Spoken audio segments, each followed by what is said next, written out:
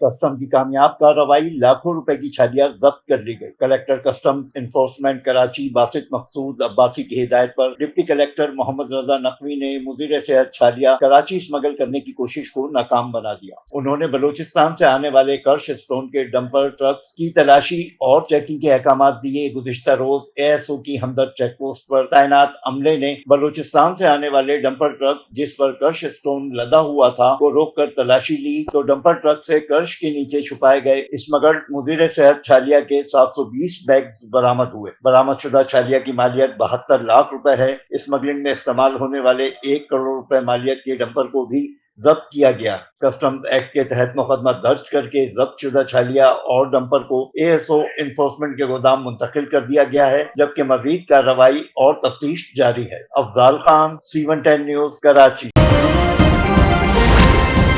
C110 news, خبر کی اصل خبر۔